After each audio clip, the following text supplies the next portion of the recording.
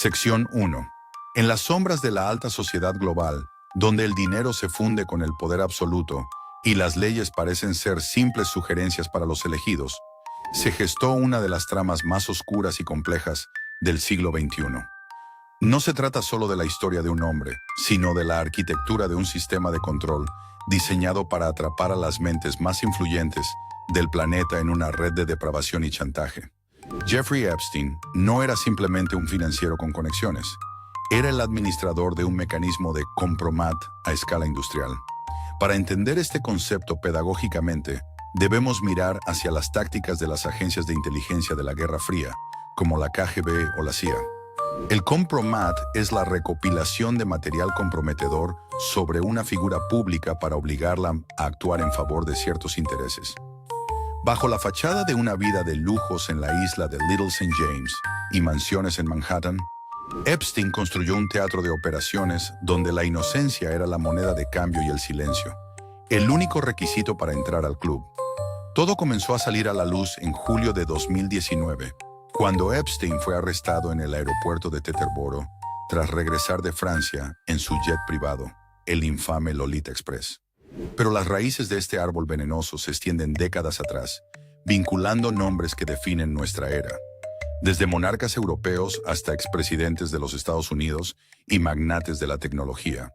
La pregunta que flota en el aire de la mesa de Archuleta y los búnkeres de inteligencia es: ¿quién financiaba realmente a Jeffrey Epstein y cuál era el objetivo final de poseer las llaves de los armarios más oscuros de la élite mundial? Esta crónica nos llevará desde los pasillos de Dalton School hasta las celdas de máxima seguridad del Centro Correccional Metropolitano, explorando una red de tráfico humano que operaba a plena vista de las agencias federales, sugiriendo una complicidad que llega hasta el corazón mismo del Estado profundo.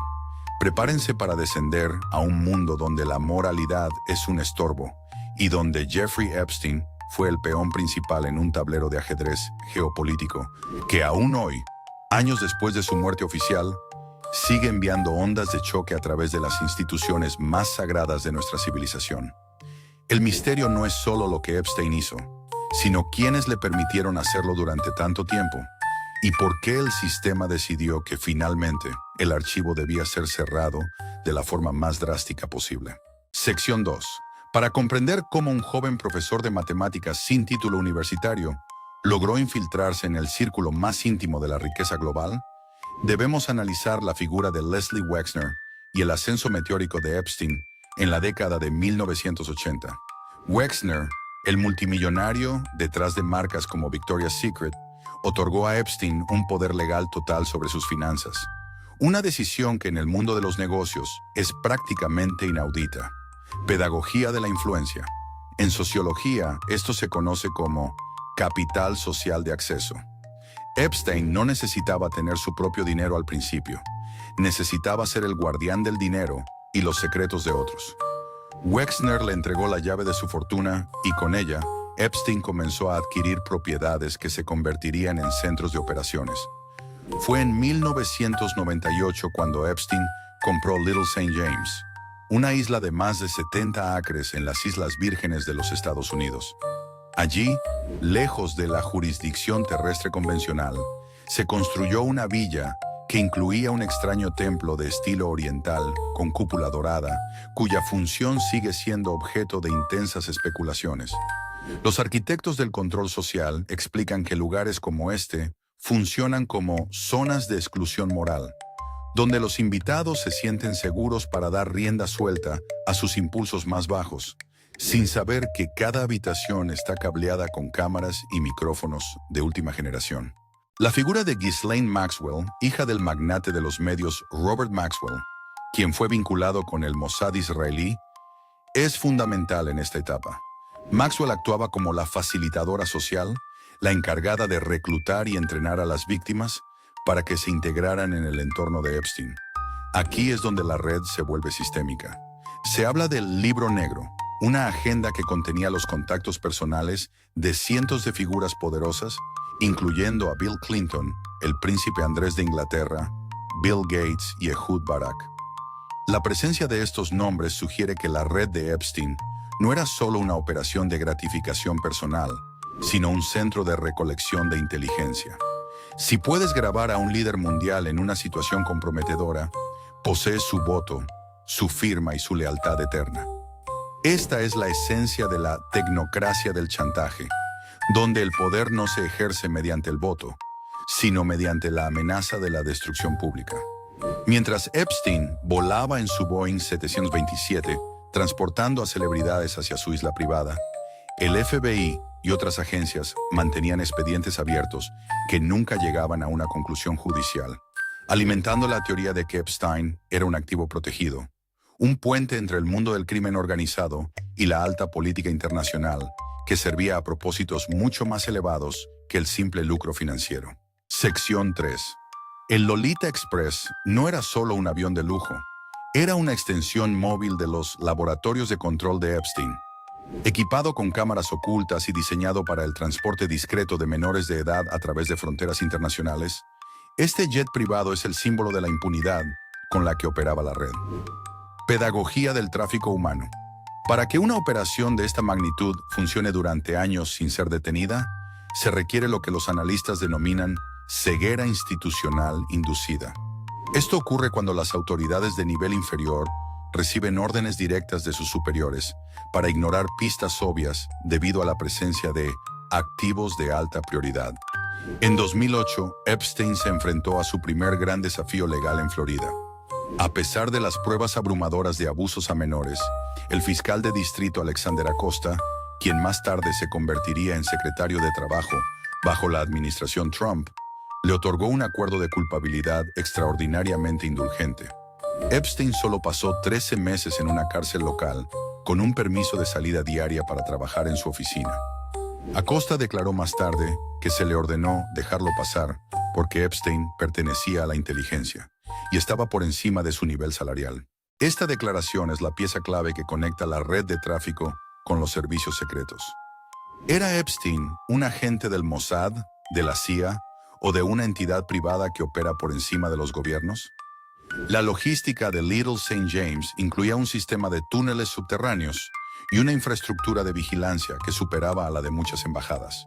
Se dice que el templo en la isla no era un lugar de culto, sino una entrada a niveles inferiores, donde se almacenaban servidores con terabytes de grabaciones comprometedoras de los invitados.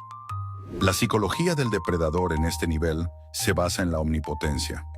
Epstein creía que sus conexiones lo hacían intocable. Sin embargo, en el juego de las sombras, todo activo tiene una fecha de caducidad. Cuando la información que Epstein poseía se volvió más peligrosa que útil para sus protectores, el mecanismo de protección comenzó a desmantelarse. El arresto de 2019 no fue el inicio de la justicia, sino el inicio de una operación de limpieza de cabos sueltos. Las cámaras del Centro Correccional Metropolitano fallarían, los guardias se quedarían dormidos y Jeffrey Epstein, el hombre que sabía demasiado sobre los secretos de la élite, entraría en su última y más misteriosa fase. Pero la red no murió con él. Las grabaciones, los servidores y los secretos de la isla siguen en manos de alguien, esperando el momento adecuado para ser utilizados como el arma definitiva de control global. Sección 4. El 10 de agosto de 2019, el mundo recibió una noticia que muchos habían predicho, pero pocos querían creer. Jeffrey Epstein había muerto en su celda del Centro Correccional Metropolitano de Nueva York. La versión oficial dictaminó un suicidio por ahorcamiento, pero las irregularidades que rodearon ese evento son tan numerosas que desafían cualquier protocolo de seguridad federal. Para entender el impacto de este suceso, debemos analizar el concepto de negación plausible. En el mundo del espionaje, la negación plausible es la creación de condiciones que permitan a las figuras de alto nivel negar su conocimiento o participación en un acto ilegal, asegurando que las pruebas sean ambiguas o desaparezcan convenientemente. En la noche de su muerte, las dos cámaras de seguridad frente a la celda de Epstein fallaron simultáneamente. Los dos guardias encargados de vigilarlo cada 30 minutos, Toba Noel y Michael Thomas, se quedaron dormidos y posteriormente falsificaron los registros. Epstein, que supuestamente estaba bajo vigilancia por riesgo de suicidio tras un incidente previo el 23 de julio, fue retirado de esa vigilancia especial apenas unos días antes de su final. Desde una perspectiva pedagógica forense, la autopsia realizada por la doctora Barbara Sampson reveló fracturas en el hueso hyoides, cerca de la nuez de Adán. Si bien estas fracturas pueden ocurrir en ahorcamientos, son significativamente más comunes en casos de estrangulamiento manual, especialmente en hombres de la edad de Epstein. El doctor Michael Baden, un patólogo forense de renombre contratado por la familia Epstein, declaró públicamente que las lesiones eran más consistentes con un homicidio que con un suicidio. La muerte de Epstein no fue solo la desaparición de un reo, sino la quema sistemática de un archivo viviente. Al morir antes de ir a juicio, el caso penal contra él se cerró técnicamente, protegiendo a los cientos de cómplices cuyos nombres figuraban en sus registros. La psicología del poder sugiere que Epstein se volvió un pasivo tóxico. Su conocimiento sobre las debilidades de los hombres más poderosos del mundo era un arma que ya no podía ser controlada dentro de un sistema judicial público. Su muerte permitió que la red de chantaje se reorganizara en las sombras, eliminando el nodo central, pero manteniendo intacta la infraestructura de influencia. Mientras el cuerpo de Epstein era retirado en una camilla bajo la mirada de los paparazzi, la verdadera pregunta no era cómo murió, sino quién dio la orden de apagar las cámaras en la prisión más vigilada del país, un acto que requiere una autoridad que emana directamente de los niveles más profundos del aparato de seguridad nacional. Pero el vacío dejado por su muerte solo sirvió para amplificar las sospechas sobre su verdadero origen y su papel como activo de inteligencia extranjera, una conexión que nos lleva directamente a las costas de Oriente Medio y a la figura de un magnate de los medios que murió de forma sospechosamente similar décadas atrás. Sección 5. Para desentrañar la verdadera naturaleza de la red de Epstein, es obligatorio mirar hacia la figura de Ghislaine Maxwell y su padre, Robert Maxwell. Robert Maxwell fue un magnate de la prensa británica, dueño del grupo Mirror, cuya muerte en 1991, al caer de su yate, el Lady Ghislaine, sigue rodeada de misterio. Tras su muerte se reveló que Maxwell tenía vínculos profundos con el Mossad, la agencia de inteligencia israelí, y que había servido como un conducto clave para operaciones encubiertas en Europa y Estados Unidos. Pedagogía de la inteligencia. Epstein no surgió del vacío, fue heredado y moldeado por Ghislaine dentro de una estructura de espionaje preexistente. En los círculos de investigación geopolítica, se teoriza que la operación de Epstein era una continuación de las tácticas de trampa de miel desarrolladas por el Mossad para garantizar el apoyo incondicional de los políticos estadounidenses a los intereses extranjeros. Una trampa de miel es una operación de inteligencia que utiliza relaciones sexuales o románticas para comprometer a un objetivo. Sin embargo, Epstein llevó esto al nivel de la biopolítica. No solo se trataba de fotos o videos, se trataba de crear una red de dependencia donde los líderes mundiales se sentían parte de una fraternidad oscura e intocable. Ari Ben-Menashe, un exoficial de inteligencia israelí, ha afirmado en repetidas ocasiones que Epstein y Maxwell trabajaban directamente para la inteligencia israelí con el fin de chantajear a políticos norteamericanos. Esta conexión explicaría la inaudita protección federal que Epstein disfrutó durante años. Pero la red no se limitaba a una sola bandera. La naturaleza del espionaje moderno es transnacional. Epstein funcionaba como un broker de inteligencia, un intermediario que vendía secretos y acceso al mejor postor, ya fuera en Washington, Londres o Tel Aviv. El uso de Little St. James como base de operaciones permitía que las reuniones ocurrieran en territorio neutral, fuera del alcance de la vigilancia convencional de las agencias locales. El papel de Ghislaine Maxwell era el de la operadora de gestión, encargada de la logística y de asegurar que los objetivos se sintieran cómodos antes de ser grabados. Cuando Ghislaine fue finalmente capturada y condenada en 2021, el juicio se centró cuidadosamente en los delitos sexuales, evitando sistemáticamente explorar las conexiones con la inteligencia estatal para no abrir una caja de Pandora que comprometería la seguridad nacional de múltiples países.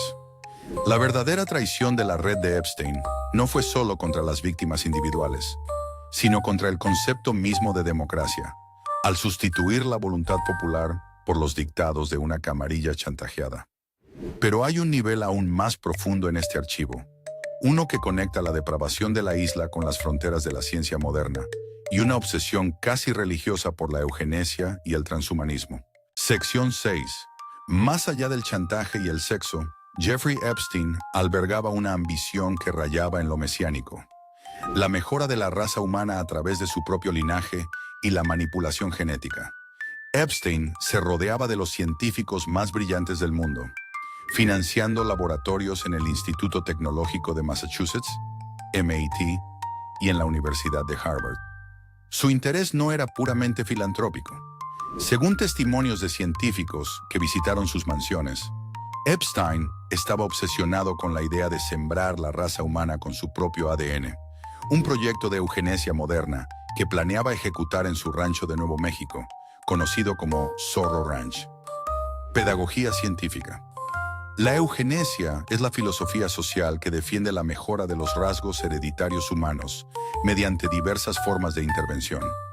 Epstein, influenciado por el transhumanismo radical, creía que la élite tenía el derecho y el deber de evolucionar más allá de las limitaciones biológicas del resto de la población. Financiaba investigaciones sobre la criogenia, la inteligencia artificial y el mapeo del genoma humano mucho antes de que estos temas fueran tendencia mundial.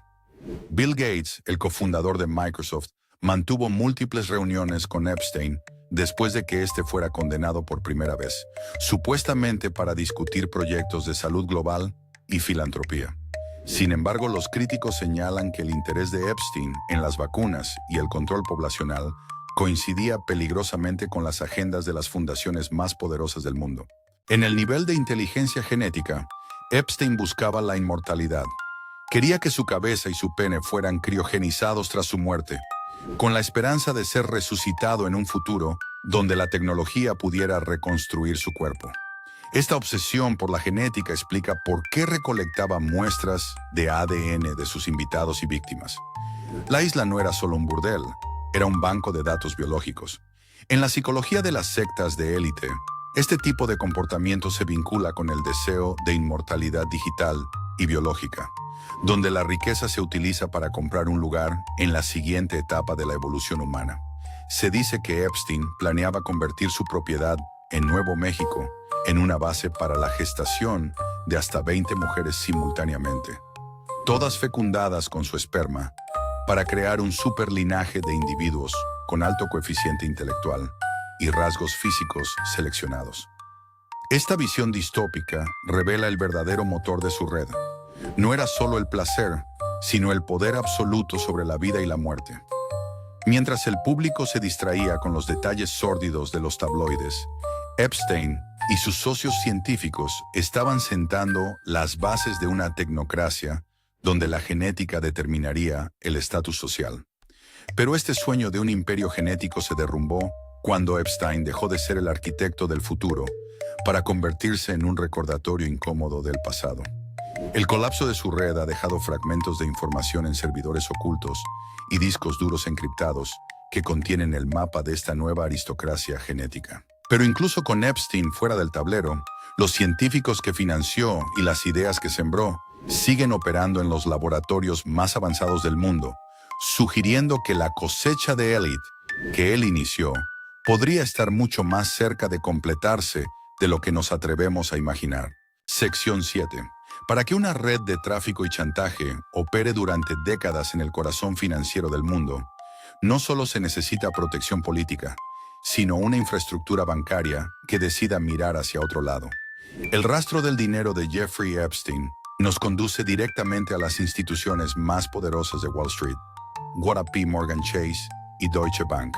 Entre 1998 y 2013, Epstein fue un cliente predilecto de JP Morgan, gracias a su estrecha relación con Jesse Staley, quien entonces dirigía la división de banca privada.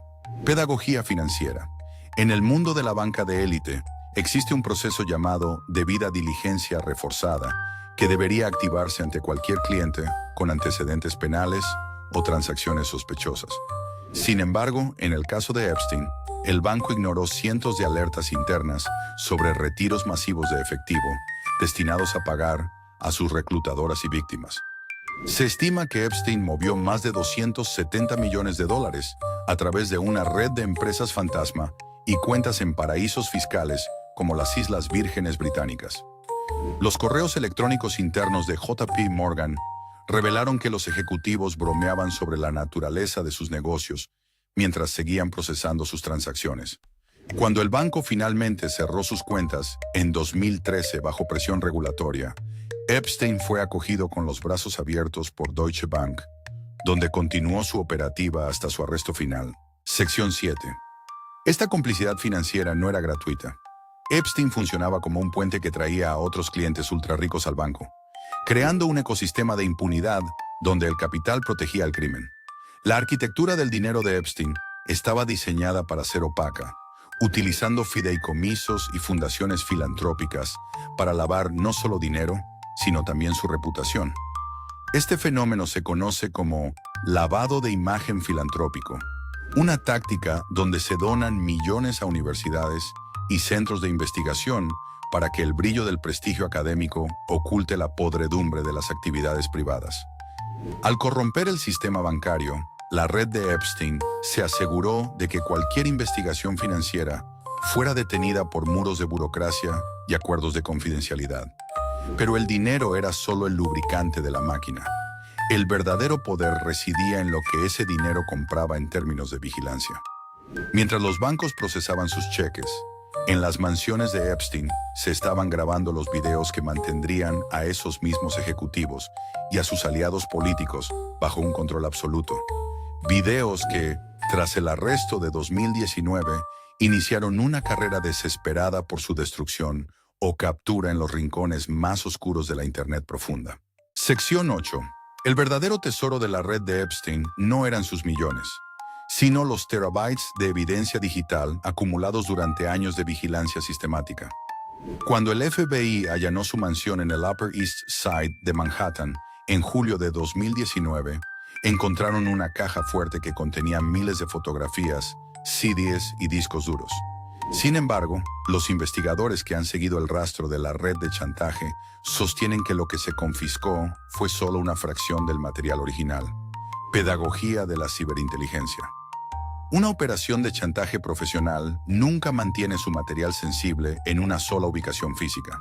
Se utiliza lo que se denomina almacenamiento en espejo y sistemas de cero conocimiento, en servidores ubicados en jurisdicciones internacionales, fuera del alcance de la justicia estadounidense.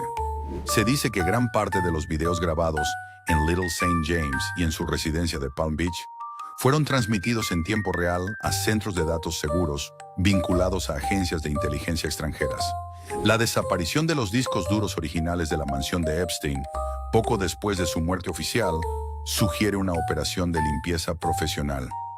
Además, el misterioso incendio que ocurrió en su propiedad de las Islas Vírgenes, poco antes del allanamiento de las autoridades locales, apunta a la destrucción deliberada de pruebas físicas. La tecnología de vigilancia utilizada por Epstein era de grado militar, sensores de movimiento, micrófonos de contacto en las paredes y cámaras ocultas tras espejos bidireccionales en cada dormitorio. Este sistema permitía la creación de un archivo de debilidades humanas que podía ser consultado en cualquier momento para influir en decisiones judiciales, contratos gubernamentales o políticas internacionales. Tras la muerte de Epstein, surgió un fenómeno en la Dark Web, la supuesta subasta de los archivos de la isla. Aunque muchos de estos sitios fueron cierres de estafas, la inquietud en las altas esferas de Washington y Londres era real. El miedo no es solo que el público vea los videos, sino que otra facción de poder los utilice para su propio beneficio. El archivo de Epstein es el arma definitiva de una guerra de información silenciosa que ha convertido la privacidad de la élite en el activo más volátil del planeta. Pero mientras los discos duros desaparecían, otra conexión vital comenzaba a brillar con una luz siniestra: el nexo entre Epstein y los arquitectos de la tecnología moderna en Silicon Valley, revelando que su red de influencia buscaba algo más que el control político, apuntando hacia el control total de la evolución humana. Sección 9. El nexo entre Jeffrey Epstein y el epicentro tecnológico de Silicon Valley representa la fase más avanzada y peligrosa de su red de influencia. Epstein no solo buscaba la compañía de políticos, sino que estaba obsesionado con los visionarios del futuro. Su relación con el MIT Media Lab y su director, Joi Ito, fue el puente que le permitió infiltrarse en el pensamiento de vanguardia de la tecnología. Nombres como Marvin Minsky, el padre de la inteligencia artificial, y figuras vinculadas a la vanguardia de la biotecnología fueron invitados recurrentes en sus cenas y viajes. Pedagogía del neofeudalismo tecnocrático. Este concepto describe un sistema donde una pequeña élite controla los medios de producción tecnológica y los datos biológicos, ejerciendo un poder soberano sobre la población general. Epstein se posicionó como el mecenas de este nuevo orden, financiando investigaciones que buscaban la singularidad, el punto donde la inteligencia artificial superará a la humana. Para Epstein, el transhumanismo era la religión de la élite, una forma de trascender las leyes morales y biológicas que rigen al resto de la humanidad. Su interés en la inteligencia artificial no era académico, sino operativo. Buscaba sistemas que pudieran procesar el comportamiento humano de forma predictiva para perfeccionar sus tácticas de chantaje y control. Se dice que Epstein financió proyectos secretos sobre la transferencia de la conciencia a soportes digitales, convencido de que la muerte era un problema técnico que la riqueza podía resolver. Esta obsesión lo vinculó con los movimientos más radicales de Silicon Valley, que promueven la eugenesia liberal y la inmortalidad digital. En las reuniones celebradas en sus mansiones, se discutía abiertamente la posibilidad de crear una jerarquía biológica donde aquellos con acceso a la tecnología de mejora genética se convertirían en una especie superior. La red de Epstein servía como el laboratorio social para estas ideas, donde la deshumanización de sus víctimas era el primer paso para la deshumanización de la sociedad entera en favor de un progreso tecnológico sin ética. La caída de Epstein provocó una purga silenciosa en las instituciones académicas de élite, pero las semillas de su visión tecnocrática ya habían germinado. Muchos de los científicos y magnates que aceptaron su dinero y su hospitalidad siguen al frente de las corporaciones que hoy gestionan nuestros datos, nuestras comunicaciones y nuestro futuro genético. El archivo de Jeffrey Epstein no es solo una historia de crímenes sexuales. Es el plano de una conspiración para rediseñar la humanidad bajo el mando de una élite que se cree divina. Pero incluso con el arquitecto fuera de escena, la estructura de poder que él ayudó a construir sigue operativa, y las próximas fases de este plan maestro están a punto de manifestarse de formas que harán que el horror de la isla parezca solo el prólogo de una pesadilla global que apenas estamos empezando a comprender. Sección 10. El vacío dejado por la muerte de Jeffrey Epstein no significó el fin de la red, sino la activación de lo que en el mundo del espionaje se conoce como protocolos de contención de daños. Una de las teorías más persistentes entre los analistas de inteligencia es la existencia del interruptor del hombre muerto, o Dead Man's Switch. Este es un sistema automatizado que, ante la falta de una señal de vida del propietario, libera archivos comprometedores de forma masiva a servidores públicos o a la prensa. Sin embargo, en el caso de Epstein, ese interruptor nunca se disparó, lo que sugiere dos posibilidades aterradoras. O bien el sistema fue desactivado por una fuerza superior con acceso a su infraestructura digital, o bien el material nunca estuvo destinado a la luz pública, sino que fue transferido a los nuevos administradores del sistema de chantaje global. Para entender esto pedagógicamente, debemos analizar el concepto de Limited Hangout, o salida limitada. Esta es una táctica de relaciones públicas y espionaje donde se admite una pequeña parte de la verdad, en este caso, los crímenes sexuales de Epstein y Maxwell, para proteger una verdad mucho más grande y destructiva, la identidad de los beneficiarios finales de la inteligencia recolectada. El juicio de Ghislaine Maxwell en 2021 fue el ejemplo perfecto de esta técnica. Se centró casi exclusivamente en su papel como facilitadora de abusos, pero se prohibió estrictamente mencionar los nombres de los clientes poderosos o los vínculos con agencias de inteligencia extranjeras. Sección 10. Los registros de vuelo del Lolita Express y los diarios de la mansión de Manhattan siguen bajo una protección legal que parece impenetrable para el ciudadano común. Mientras tanto, las propiedades de Epstein han sido vendidas o demolidas, borrando cualquier evidencia física que pudiera quedar en los muros de Zorro Ranch o las cámaras de Little St. James. La pregunta que debemos hacernos es, ¿dónde están los servidores? Si la red de Epstein era un nodo de inteligencia, los datos son el activo más valioso del siglo XXI. Se especula que estos archivos están ahora en manos de una facción de la comunidad de inteligencia que los utiliza para dirigir la política internacional desde las sombras, asegurando que los líderes mundiales sigan el guión establecido bajo la amenaza de la ruina personal. El sistema de Epstein no fue un error del sistema, fue una herramienta del sistema. Al eliminar al administrador, la élite no buscaba justicia, sino una reconfiguración de su anonimato. Hoy en las altas esferas de Davos y Silicon Valley, el nombre de Epstein se menciona solo en susurros, no por arrepentimiento, sino por el miedo constante a que el siguiente fragmento de video sea el que derribe sus imperios. La impunidad de la que gozaron sus cómplices es la prueba final de que, en la cima de la pirámide de poder, la justicia es un concepto maleable diseñado solo para los que no tienen secretos que ocultar. Conclusión. Al cerrar este archivo negro sobre Jeffrey Epstein, nos queda una sensación de desolación que trasciende lo criminal para adentrarse en lo existencial. Lo que hemos recorrido no es solo la historia de un depredador y su cómplice, sino la radiografía de una civilización herida en su médula moral. Epstein fue el síntoma de una enfermedad mucho más profunda, una en la que el poder absoluto, cuando se desconecta de la ética y la transparencia, inevitablemente se convierte en una maquinaria de explotación. Desde las celdas de Nueva York hasta los laboratorios de genética en Nuevo México, la red de Epstein nos mostró un futuro donde los seres humanos son procesados como unidades biológicas de chantaje y experimentación. La lección pedagógica que este caso nos deja es que la vigilancia no debe ser solo de arriba hacia abajo, sino de la base hacia la cima. La oscuridad en la que operó esta red fue permitida por nuestro deseo colectivo de ignorar lo que sucede tras las cortinas de la riqueza extrema. Sin embargo, el sacrificio de las víctimas que se atrevieron a hablar ha abierto una grieta en ese muro de silencio. Aunque Epstein ya no esté y sus servidores estén ocultos, el despertar de la conciencia pública es un proceso que ninguna agencia de inteligencia puede detener por completo. La verdadera justicia no vendrá de los mismos tribunales que protegieron a Epstein durante décadas, sino de nuestra capacidad como sociedad para rechazar el neofeudalismo tecnocrático que él representaba.